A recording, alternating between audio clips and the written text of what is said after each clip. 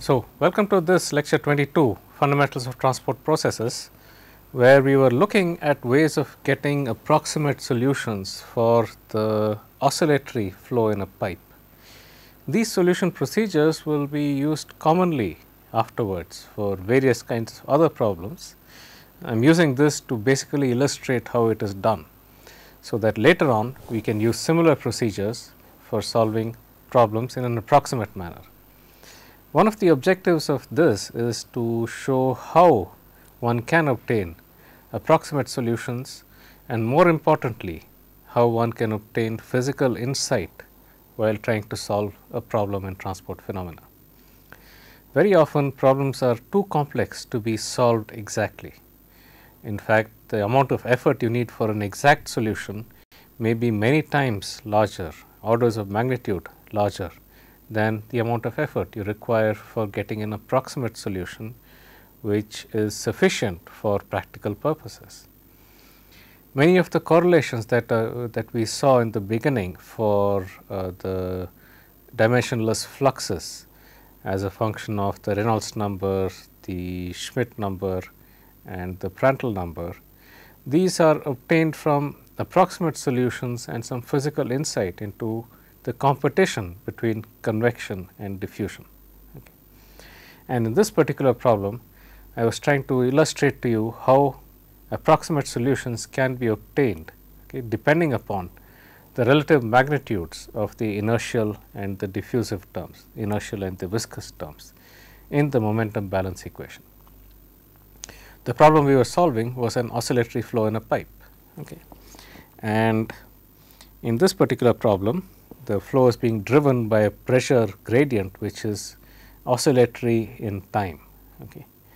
And we derived the momentum balance equation for this using shell balances, okay.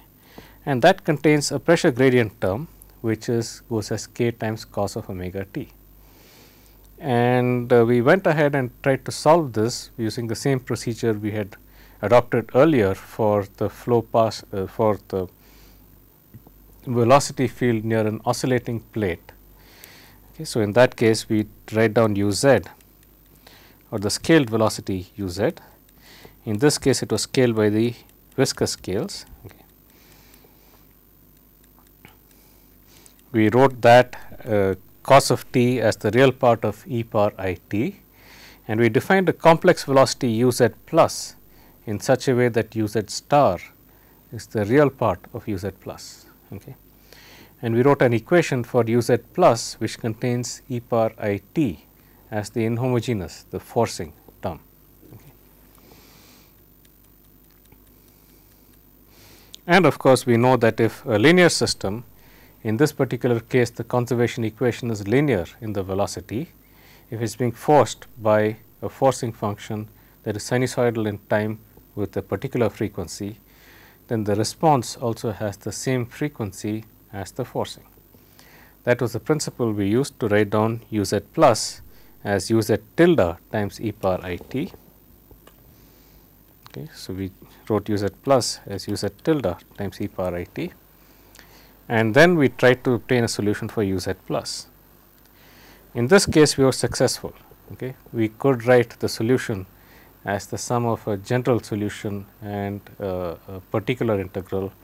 The general solution had the form of a Bessel function. The particular integral we could evaluate as just a constant, and on this basis we managed to get a solution, okay, which satisfied the boundary condition that u z is equal to 0 at the wall of the pipe, and the symmetry condition at the center r is equal to 0, that u z, the derivative with respect to z of u z, is equal to 0 at r is equal to 0. We managed to satisfy both of these boundary conditions, get a solution in terms of Bessel functions. Okay. However, this is a complicated solution, does not give us much insight into the physical processes within the system. In order to get more physical insight, we decided to look at the limits of low and high Reynolds numbers. Okay. Reynolds number is the ratio of inertia and viscosity. So, low Reynolds number limit implies that inertial effects are negligible. Okay. that is the frequency is small or the time period is large. Okay. And in that case we got a solution which was identical to the solution for a steady flow, for a steady pressure gradient, except that the pressure gradient in this case is the instantaneous value of the pressure gradient at one particular instant in time. Okay. So, if I just take substitute k cos omega t instead of the steady pressure gradient dp by dx dz in the Hagen-Poiseuille flow, the parabolic flow for a pipe, I get this particular velocity profile. And I explained to you the physical interpretation of this. Reynolds number being small implies that the frequency is small compared to nu by r square. Frequency is 1 over the time period, 1 over the 2 pi divided by the period of oscillation. R square by nu is the time it takes for diffusion over a length comparable to capital R. Nu is the kinematic viscosity or the momentum diffusivity with dimensions of length square per time. Therefore, R square by nu is approximately the time it will take for momentum to diffuse over a length comparable to R. Okay. And therefore, when the Reynolds number is small compared to 1, it implies that the time it takes for momentum to diffuse across the pipe radius is small compared to the time period of oscillation. Therefore, momentum diffusion is instantaneous compared to the rate of change of the pressure gradient, and therefore, the velocity field at any instant in time responds as it would to a steady value of the pressure. That steady value is equal to the instantaneous value of the pressure, okay, at that particular instant in time. Okay. So, this was when we completely neglected the inertial terms, but one can also examine what effect the inertial term has on this solution. That procedure we saw in the last lecture called the regular perturbation expansion. I am considering the limit R e omega small compared to 1. Okay. That means that I am considering the limit in the limit as R e omega goes to 0. Okay. So, as you make R e omega smaller and smaller, okay, I expand the velocity u z in as a series in R e omega. This is the term that you would have if R e omega were identically equal to 0. All other terms in the series would be identically equal to 0. Okay. However, in the limit as R e omega goes to 0, there is going to be a correction to this due to inertial effects. Okay. That correction has to be proportional to R e omega itself. Okay. So, there is a correction proportional to R e omega, and then there are higher order corrections. Okay. So, I can always expand it in this series. Okay. I have the advantage that in the limit as R e omega goes to 0, each successive term in this series is small compared to the previous term. Okay. So, that is the advantage in the limit of R e omega going to 0. Okay. I can of course always do this expansion, there is no problem. But in the limit of R e omega going to 0, I have the additional advantage that each successive term in the series is small compared to the preceding term. Okay. So, I take this series, put it into the governing equation, okay, and then expand the governing equation in a series in R e omega. Okay. So, I will get an equation of order 1 of order R e omega order R e omega square. So, I will get a series of equations. Okay. That sum of all of those equations has to be satisfied, but in the limit of R e omega going to 0, the additional advantage is that each individual equation in itself has to be satisfied. The order 1 equation has to be satisfied, the order R e equation has to be satisfied, the order R e omega square equation has to be satisfied, because if it is not, in the limit as R e omega goes to 0, the order 1 equation is the largest. Okay. The order R e omega equation is smaller than that. Okay. So, therefore, this leading order equation has to be satisfied. Once that is satisfied, I can remove this equation, okay, because it is identically satisfied. Then I have a series which contains R e omega square, and so on. Okay. That means that the next higher order equation also has to be satisfied, because it is much larger than the succeeding one. Okay. In a similar manner, we expanded the boundary conditions as well. Okay.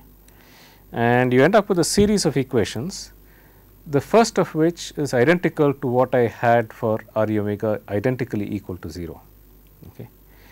With that, I can obtain this leading order solution, which we have already obtained before. Okay.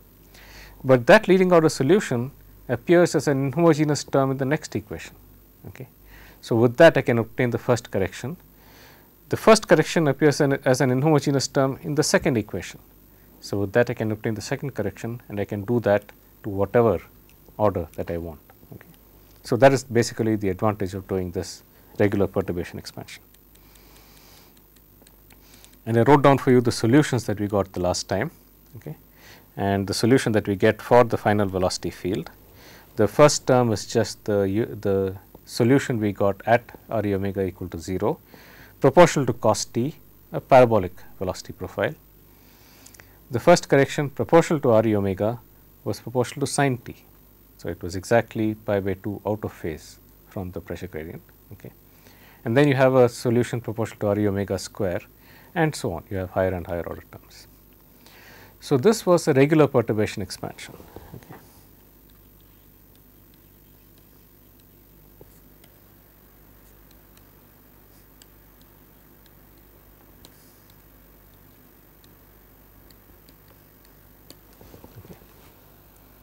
Then we looked at the opposite limit.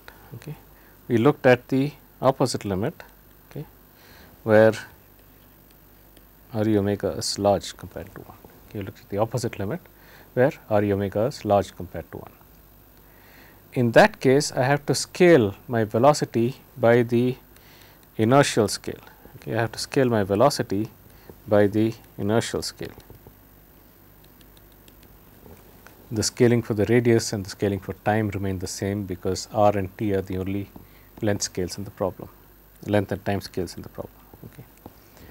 So, once I do that, I get an equation in which there is a viscous term which is proportional to 1 over R e omega, and then there is a steady term and the pressure, okay, and the imposed pressure as well as the inertial term. Okay. Since I have scaled velocity by inertial scales, the inertial term is now order 1.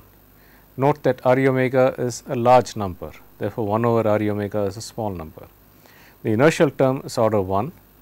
By default, the pressure gradient has to be order 1, because that is what is driving the flow. And the viscous term now is small compared to 1, because it has a factor 1 over R e omega in front of it. So, therefore, the viscous term is small compared to 1. We tried to solve this simplistically by just going ahead and neglecting the small contribution.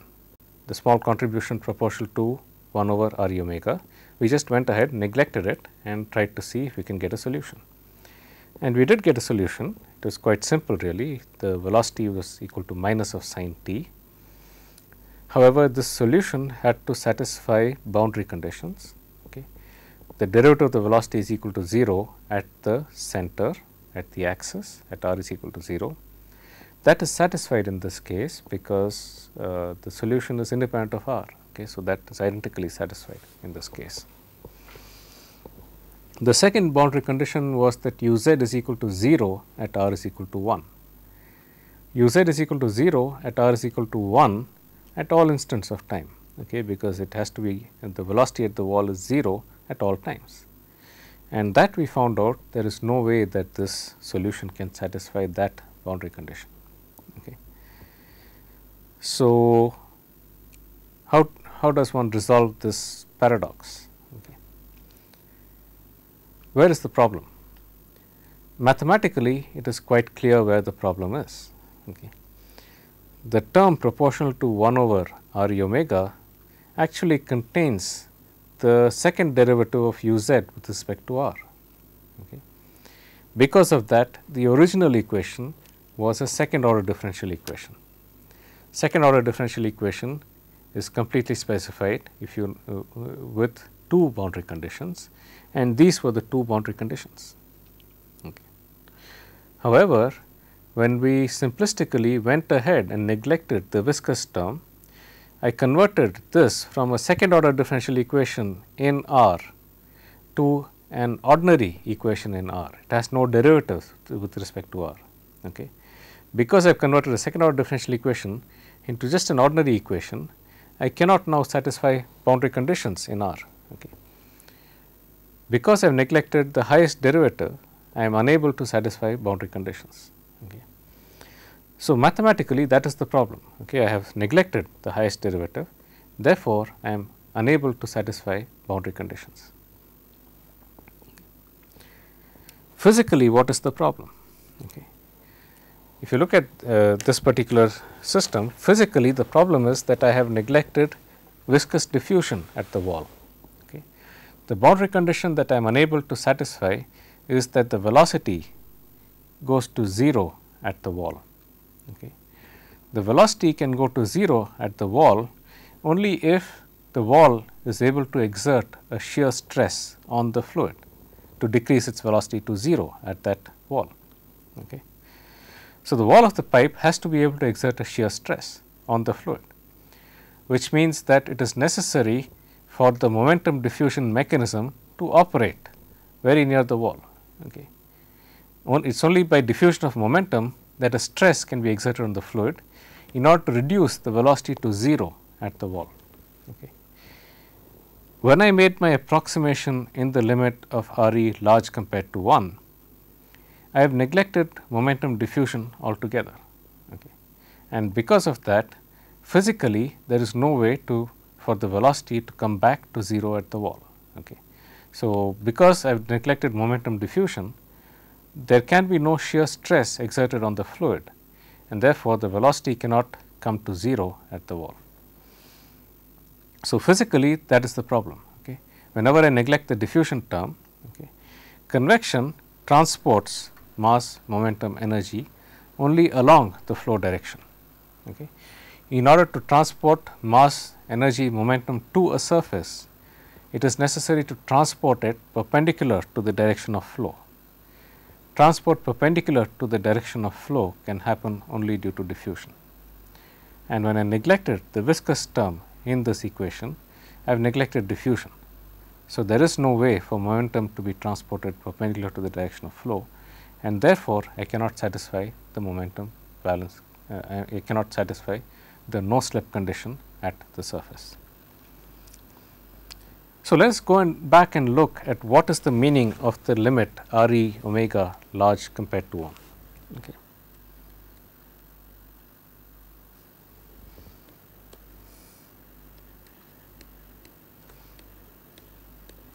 Re omega large compared to 1. Okay. This implies that omega r square by nu is large compared to 1, okay, or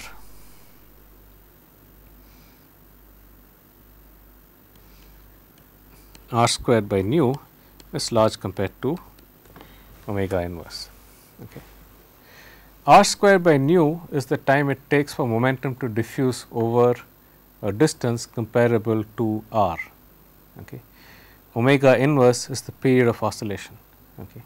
So, what this is telling you is that the period of oscillation is small compared to the time it takes for the momentum to diffuse a distance comparable to the radius of the pipe. Okay. That means that within one oscillation cycle, there is not sufficient time for momentum to diffuse over a distance comparable to r itself. Okay. So, then what is the distance over which momentum would diffuse in this period? Okay. So, this is basically saying that I have scaled my r coordinate with the radius of the pipe.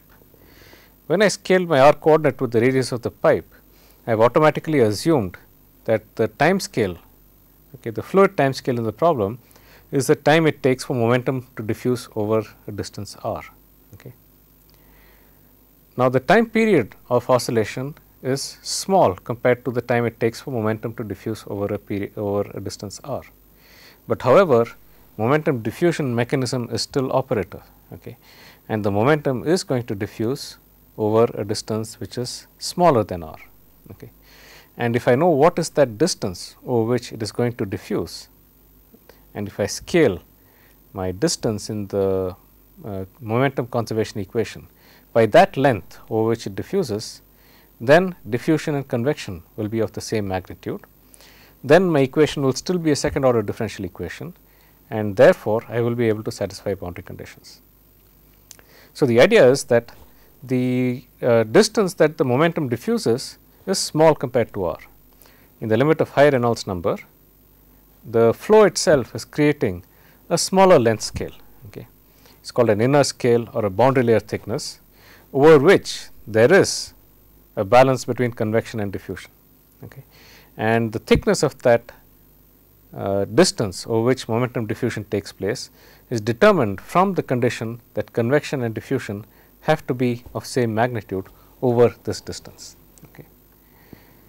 So, if that distance is small compared to r, then r is no longer a parameter in this problem, and it is quite easy to see what that distance should be. Okay. That distance, okay, just from dimensional analysis, because r is no longer a parameter in the problem, that distance has to go as nu by omega per half. Okay. This is the only possibility from dimensional analysis, okay, for that distance. It has to go as nu by omega per half, okay, which means that if I say that this distance is equal to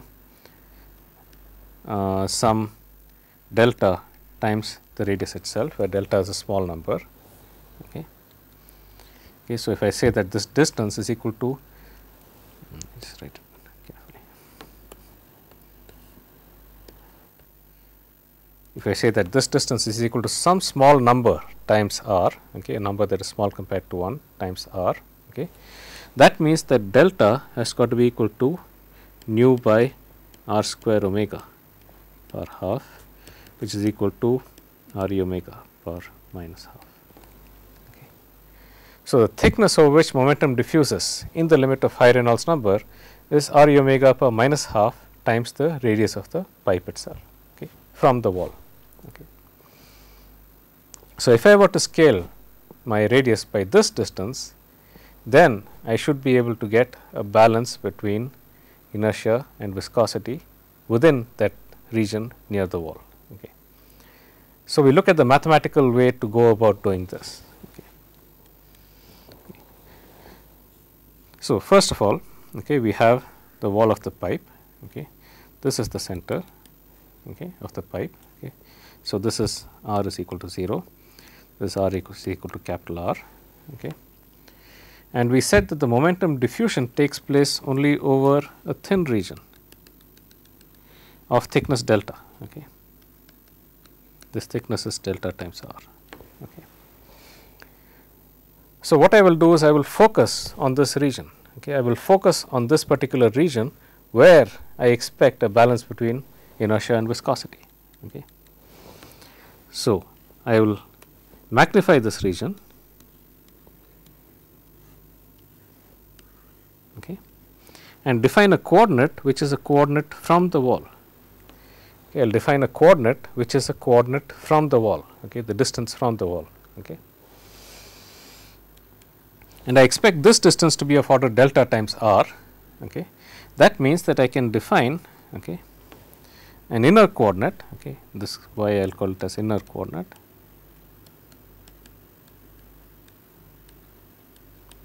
okay. Y is defined as r minus r, okay, divided by delta times r, okay, where delta is some small number. I told you physically we expect delta to be r e omega per minus half. Mathematically we will see how it comes about. Okay. So, delta is a small number, okay, and I will define delta in such a way that there is a balance between inertia and viscosity within a region of thickness order delta in the limit as r e omega goes to 0. Okay. So, delta is going to scale as some power of r e omega, and in the limit as r e omega goes to infinity, delta will scale as some power of r e omega. That power will be determined from the requirement that within a region of thickness delta times r, okay, you require that inertial and viscous terms are of the same magnitude even as r e omega becomes larger and larger. Okay. So, this I can write it as 1 over delta times 1 minus r star, where r star is equal to r by capital R. Okay, so okay. Okay. So therefore, R star will be equal to 1 minus delta y. Okay. And this thing I will put into my original equation. Okay. This I will put into my original equation which I had here.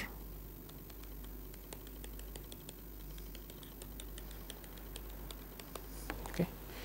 And then determine delta from the condition that inertia and viscosity had to be of the same magnitude in this equation.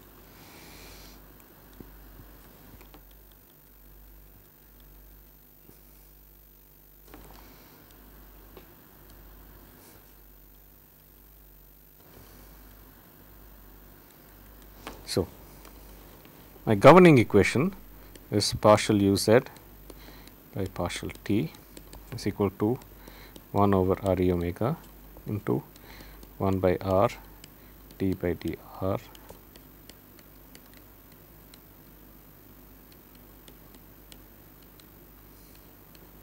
minus cos t. Okay. So, I substitute r star is equal to 1 minus delta y, okay, and I will get du z by dt is equal to into 1 by 1 minus delta y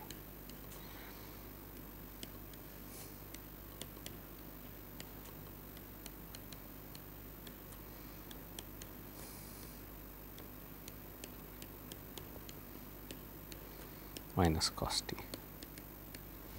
Okay. And you know that delta is a small number, y is a scaled coordinate, y is order 1 in this magnified region. Okay. I define y in such a way that it remains of order 1 in the limit as r e omega goes to infinity. Okay.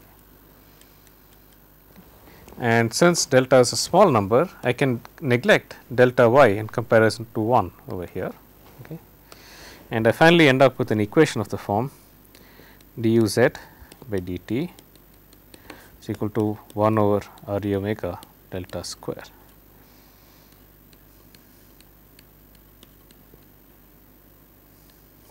minus cos t. Okay. So, that is the equation that I end up. Okay. This term basically gives me the ratio of the inertial and the viscous effects within a region of thickness delta times r, where r is the pipe diameter at the wall of the pipe. Okay. And if inertial and viscous terms continue to be of importance, of equal importance within a region of thickness delta, even as r e omega goes to infinity, then I require that delta has to be go as r e omega power minus half. Okay. Precisely the same condition that I had got for you based upon physical insight earlier. Okay.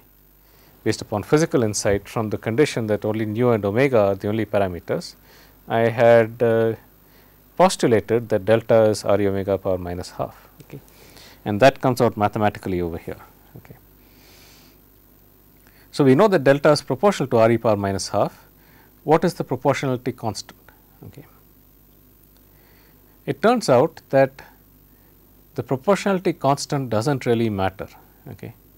It will change the dependence of u z on y, but once I express y back in terms of r, the solution will end up being independent of the value of the constant that is used. Okay. So, therefore, the simplest choice to use is that delta is actually equal to r e omega power minus half. Okay. However, in order to illustrate that the solution does not depend upon the choice, okay, I will actually use a solution that is delta is equal to some constant times r e omega power minus half. Okay. Solve it with respect to this constant and then show you that the final solution, when expressed in terms of the scaled radius r, is independent of the choice of the constant. Okay. So, let us substitute that. Okay. and we will get duz by dt is equal to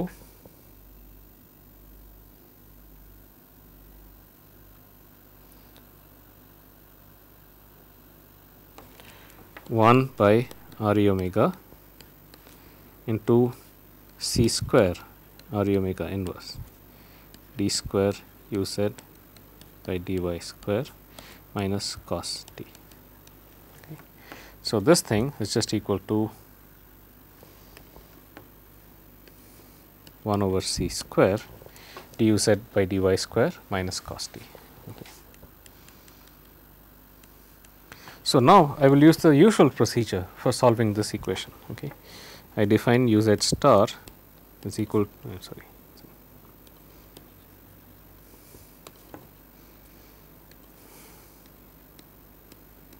is equal to the real part of u z tilde e power I t star. Okay. And once I express the equation in terms of this, the equation becomes I u z tilde is equal to 1 over c square d square u z tilde by dy square minus 1. Okay. So, this is the equation that I get, and now I can go ahead and solve this equation. Okay. This equation once again has two solutions. One is a general solution and a particular solution. Okay. The particular solution is just u z particular is just a constant, okay, minus 1 by I is equal to I itself. Okay. And the general solution is an exponential, okay, is equal to C1 times e power square root of I times C y plus C2 e power minus root I C y. Okay. Okay, so, the particular the general solution is just an exponentially increasing and decreasing function. The particular solution is just I, okay, and I have boundary conditions to satisfy. The boundary conditions are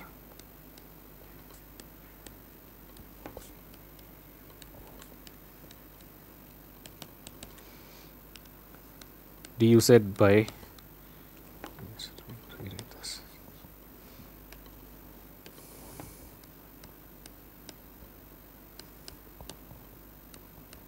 is equal to 0 at r star is equal to 0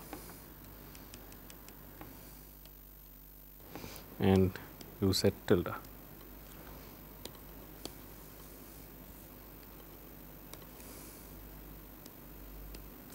is equal to 0 at r star is equal to 1. Okay. Note that r is equal to 1 minus delta y. Okay. So, therefore, r is equal to 1 is equivalent to y is equal to 0. Okay. R is equal to 1 is equivalent to y is equal to 0. Okay. R is equal to 0 is equivalent to y is equal to 1 over delta. Okay. Delta goes as r e omega power minus half. In the limit as r e omega goes to infinity, delta goes as r e omega power minus half. Okay. Therefore, delta goes to 0, and therefore, 1 by delta goes to infinity. Okay. Therefore, I could as well formulate this boundary condition as du z by dr is equal to 0 as y goes to infinity, okay, because I am considering the limit of r e omega going to 0, I am sorry, r e omega going to infinity. Okay. As r e omega goes to infinity, delta goes to 0, and therefore, 1 over delta goes to infinity. Okay. So, therefore, I could as well formulate this as y going to infinity, the derivative has to be equal to 0. Okay. Clearly, from this, if the derivative has to be equal to 0 as y goes to infinity, this constant C1 has to be equal to 0, because this function that it is multiplying is an exponentially increasing function. Okay. The function that this is multiplying is an exponentially increasing function. Okay. So, therefore, if it goes to 0 as y goes to infinity, that means that the constant C1 has to go to 0, okay, because the particular solution is a constant, its derivative is 0. The term multiplying C2 goes to 0 as y goes to infinity, because it is exponentially decreasing. That means that the coefficient C1 has to be equal to 0. The coefficient C2 is determined from the condition that uz is equal to 0 at r is equal to 1. And the final solution that I get for uz tilde is of the form I into 1 minus e power minus root I c times y. Okay, so that is the final solution for the velocity field, okay. And then I can get back the actual velocity. So, this is the complex velocity is equal to real of e power I t star. Okay. But before we do that, let us go back and look once again at this velocity field in terms of the coordinate r, the actual radius from the distance from the axis of the pipe, rather than the scaled coordinate y, which basically is a scaled distance from the wall of the pipe, where viscous forces are important. Okay. So, if I re-express uz tilde in terms of r, okay,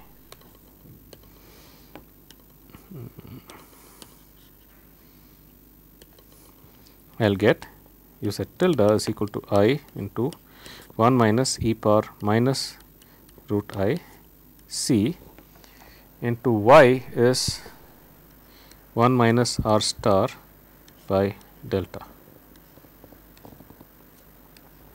Okay. And delta we know is c times r e power minus half. Okay. Therefore, this will be equal to 1 minus e power minus root I c 1 minus r star by c r e omega per minus half. Okay. And you can see here that the constant c now cancels out. Okay. And therefore, I will get I into 1 minus e power minus square root of I r e omega to 1 minus r star.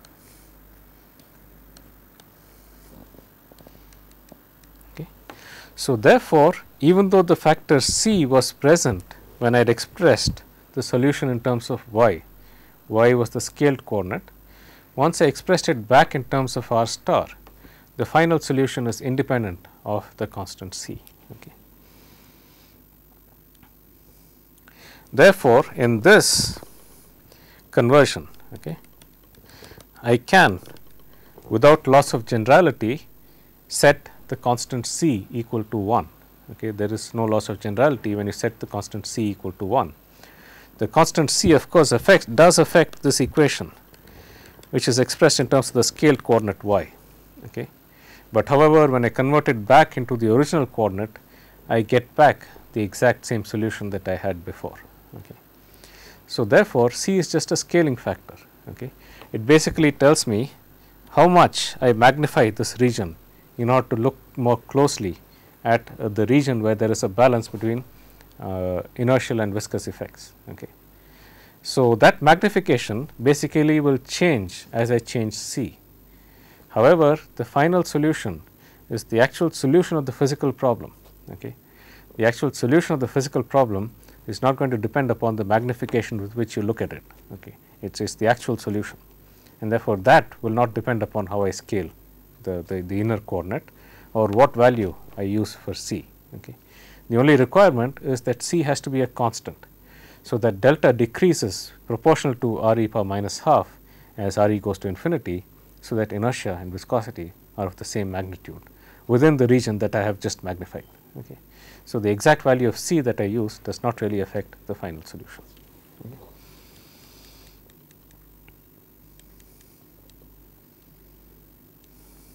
Okay. So, now my velocity uz is going to be equal to real part of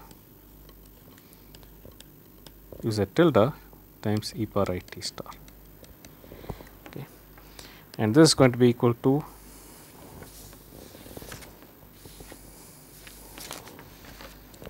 minus sin t star into 1 minus exponent of into cos of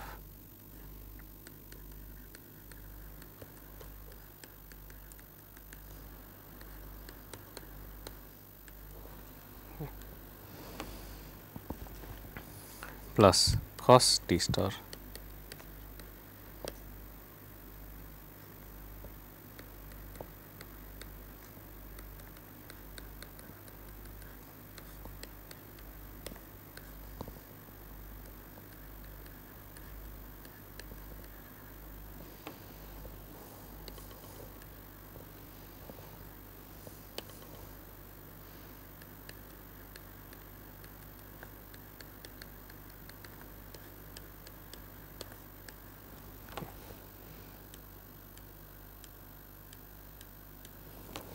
So, that is the final solution that I get. Note that my original solution that I had was just minus sin t, okay, which is just this term here, this first term here. Okay. This is the solution that I got for most of the channel. Okay. When I neglected the viscous terms completely, I got a solution just as minus sin t. Okay. However, as I get very close to the wall of the channel, when this term, this factor minus r e omega power half times 1 minus r star is order 1, or the distance from the wall is proportional to r e omega power minus half, okay, it is small compared to 1, then there is a correction, and this correction basically makes the wall velocity go to 0 at the wall itself. Okay. You can verify that when r is equal to 0, the wall velocity, the velocity at the wall is identically equal to 0. Okay. And that correction is only in a region of thickness r e omega power minus half near the wall of the channel. Okay. So, this gives me an oscillatory profile. For most of the channel, the flow is the solution is just a constant, it is a plug flow. Okay. But however, the viscous effects do become important when one reaches a thickness of order nu by omega power half near the wall of the channel. Over this region, viscous effects are important, and there is the viscous and inertial terms are of the same magnitude. That means that there is diffusion of momentum over this thickness from the wall of the channel, and due to this diffusion of momentum, the velocity at the wall comes down to 0, okay, as you approach the wall of the channel, and you are able to satisfy the boundary conditions basically because I have included viscous effects in this very thin region. Okay. This thin region is actually called the boundary layer.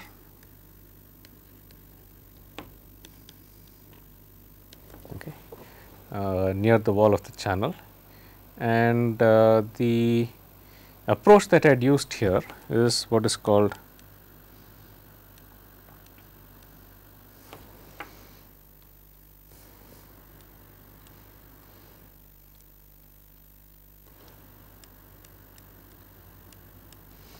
singular perturbation expansion.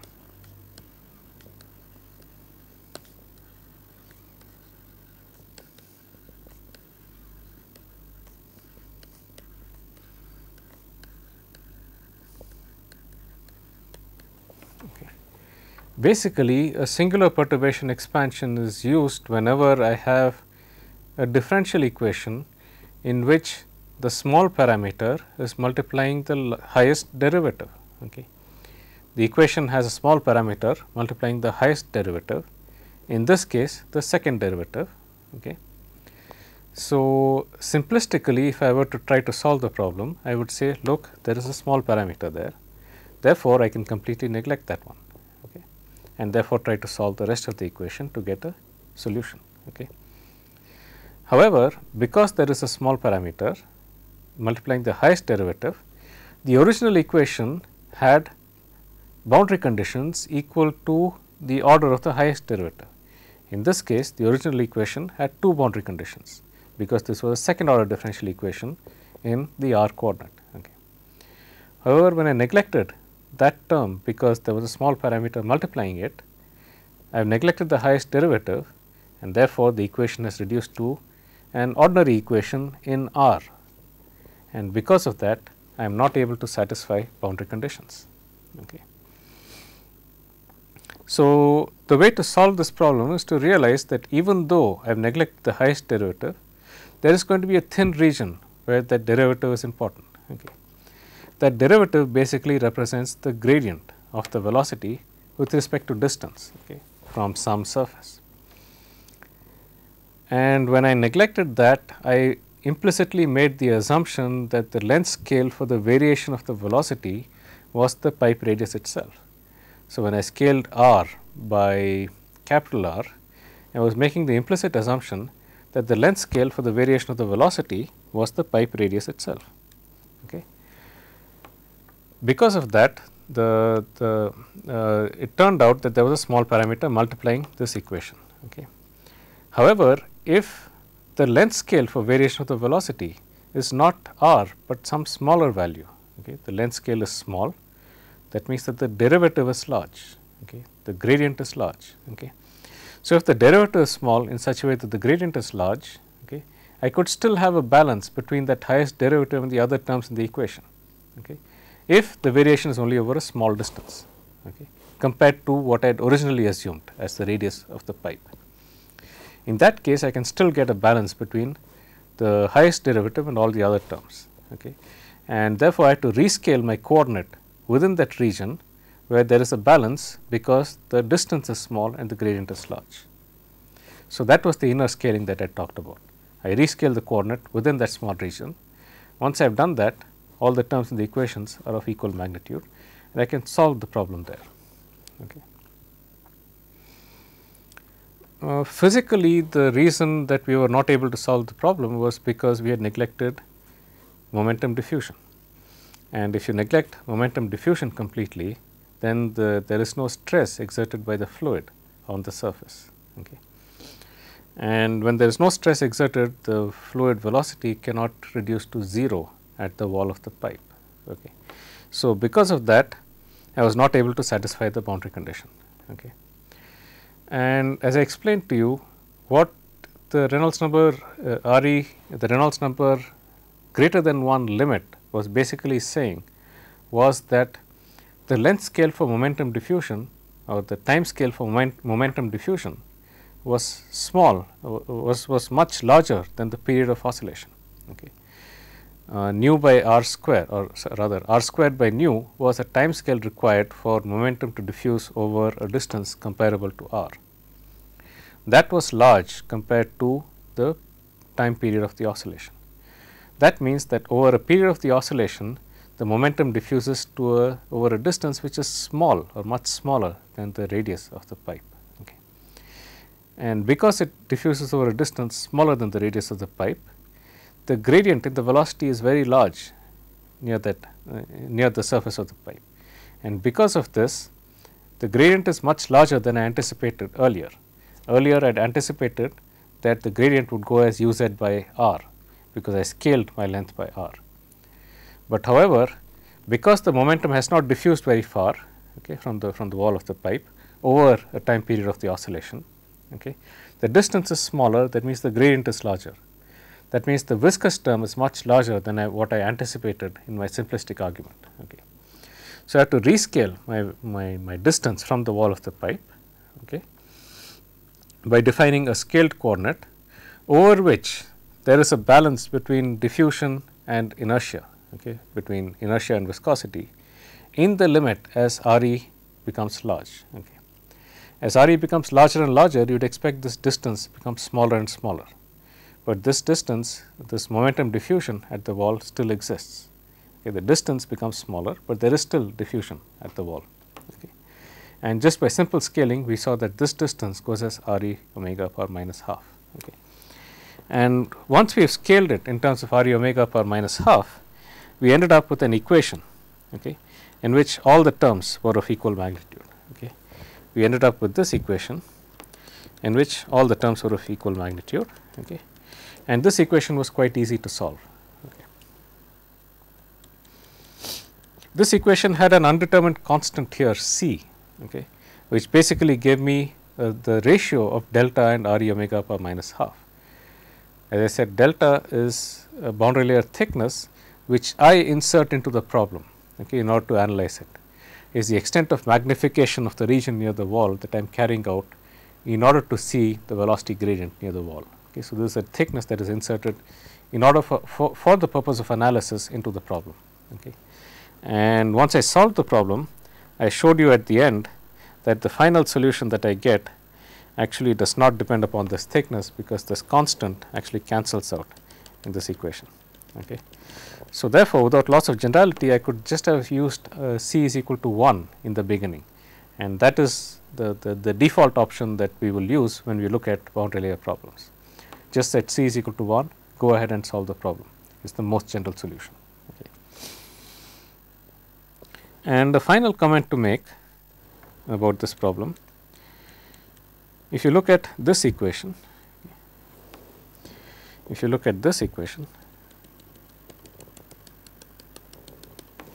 this looks remarkably similar to the unsteady diffusion from a flat plate, except for this inhomogeneous term here. This looks exactly like the equation that we had for the unsteady diffusion from a flat plate. In that case as well, I had du z by dt is equal to the kinematic viscosity times d square u z by dz square. Okay. So, this, apart from the inhomogeneous term, this looks exactly like the solution for the flat plate. So, if I solve the flat plate problem, I would get exactly the same solution, except that I would not have this contribution due to this inhomogeneous term here, right, which means that I would not have this part. Okay. I would not have this part, which is due to the inhomogeneous term. Okay. Other than that, the rest of the solution would look exactly the same. Okay. So, this is identical to the solution that I have for a flat plate, except that I have this inhomogeneous forcing term. Okay. Apart from that, it looks exactly the same. Okay. And the reason is as follows. Okay.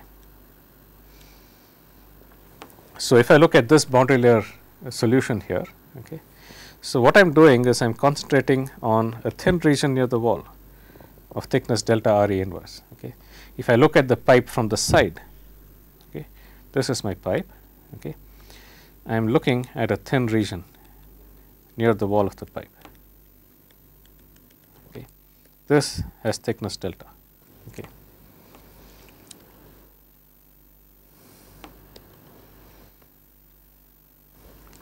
This has thickness delta.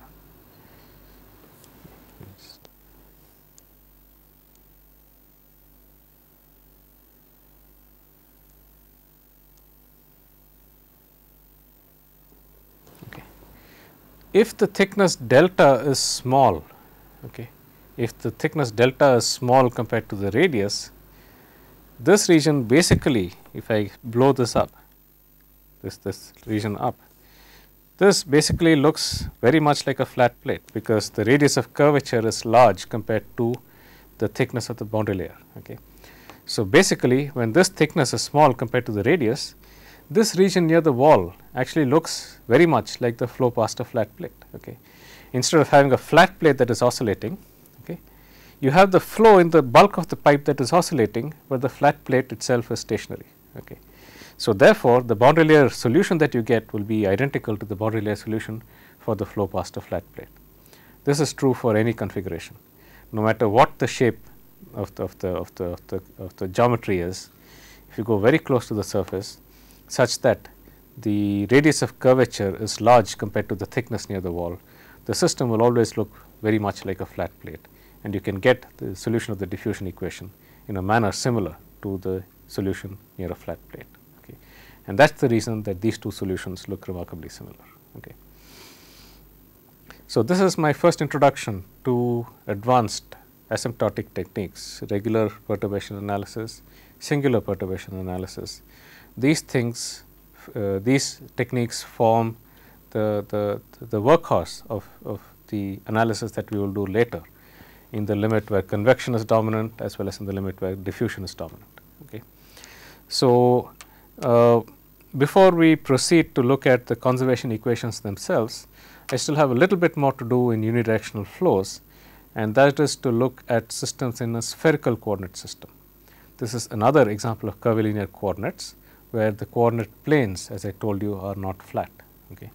This is useful for systems with spherical symmetry, such as a spherical catalyst particle. If I want to analyze the diffusion from the surface, I prefer to have a coordinate system where the surface of the particle itself is one coordinate, okay, is a constant value of one coordinate. And that is a spherical coordinate system. We will briefly look at that before we look at general conservation equations. Okay. So, this completes our discussion on the cylindrical coordinate systems with unidirectional transport. We will start spherical coordinate system in the next lecture. We will see you then. Thanks.